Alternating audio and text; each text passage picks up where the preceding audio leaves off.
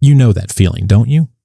The one where you walk into a room, a meeting, a party, even just a coffee shop, and you can immediately tell who has the invisible crown and who is just waiting to be noticed. You watch that one person lean back, speak slowly, take up space without apologizing, and you think, must be nice to be born with that. But here's the frustrating truth that keeps you up at 2 a.m. after replaying that awkward conversation. You've been trying to fix the wrong thing. You've been memorizing lines, buying the clothes, practicing the firm handshake. And yet you still feel like you're wearing a costume that doesn't quite fit. That desperate scramble for the perfect words is exhausting. The more you try to prove your confidence, the more it slips away. You leave social interactions feeling like you just ran a mental marathon in the wrong direction. You check your phone to look busy. You nod a little too fast. You laugh at jokes that aren't funny. You are leaking power in 1,000 tiny ways without realizing it. But there is a specific, almost cruel mechanism inside your own brain that guarantees your failure. And until you unplug it, nothing else will work. Before we go any further, plant this flag. By the end of this video, I will reveal something called the silent rule of social gravity. It is the single operating system that dictates whether people see you as a leader or a follower, magnetic or forgettable, and it has nothing to do with what you actually say.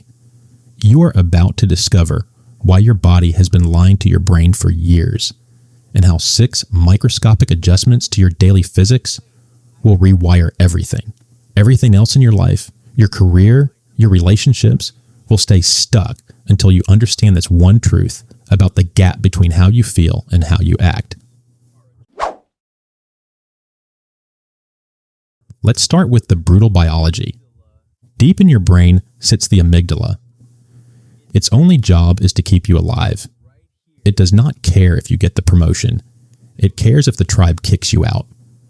So every time you walk into a room, your amygdala scans for threats. When it detects a social threat, a pause in conversation, a raised eyebrow, it floods you with cortisol. That's the chemical that makes your chest tighten and your voice climb an octave. You aren't weak. You are chemically drowning in a survival hormone meant for saber-toothed tigers, not performance reviews. But here's the trap. Your conscious mind misinterprets that signal. You feel the cortisol and your brain tells you, I'm nervous because I'm not good enough. So you overcompensate. You talk faster. You explain yourself. You tilt your head down and smile too wide, a primate submission signal. You are biologically bowing to the tribe. And the worst place this happens? The refrigerator. Yes, you. You open the fridge, stare at nothing, close it, open it again. You aren't hungry. You are regulating your nervous system. The cold air, the repetitive motion. It's a coping mechanism for social anxiety. You do the same with your phone. Swipe, close. That phantom notification check is your amygdala screaming for a distraction from the terror of being present. So, how do you break the loop?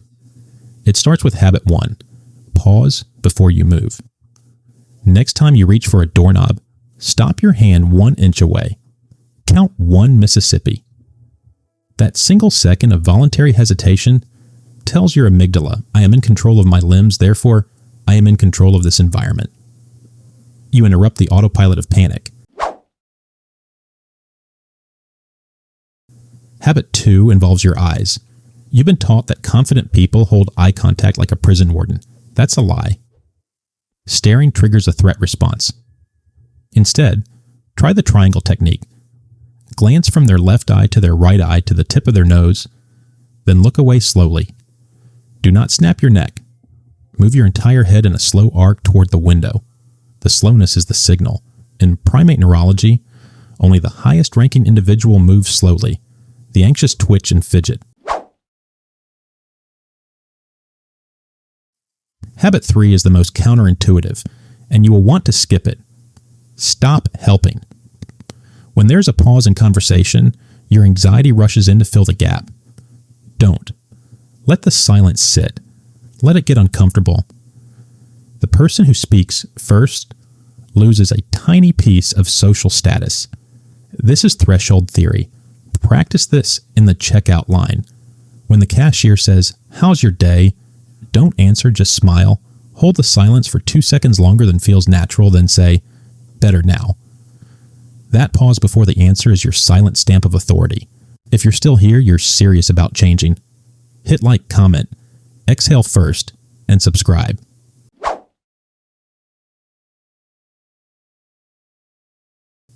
Now let's keep going. Habit 4 rewires your relationship with physical space. Watch yourself sit in a waiting room or meeting. You choose the edge of the seat. Your back is straight but rigid. Your hands are in your lap. You are making yourself small. Do the opposite. Push your hips all the way to the back of the chair. Lean back slightly so your shoulder blades touch the surface. Let one arm rest on the armrest. Spread your knees shoulder width apart. This is high power posing. It increases testosterone by about 20% and decreases cortisol by 25% in just 2 minutes. But here's the secret. You aren't doing this to trick anyone. You are doing it to trick yourself. Your brain monitors your skeleton. When you sit like someone who cannot be moved, your brain stops scanning for threats. Your voice will actually drop in pitch.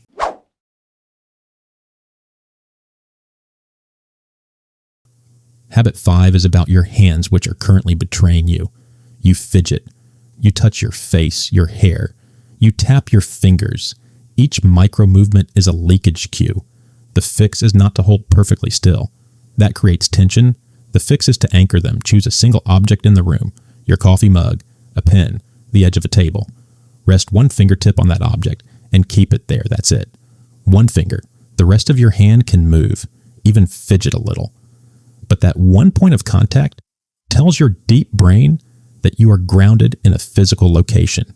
In hostage negotiation training, negotiators put one hand on a wall to regulate their heart rate before entering a room. You are doing the same thing. You become immovable without looking frozen.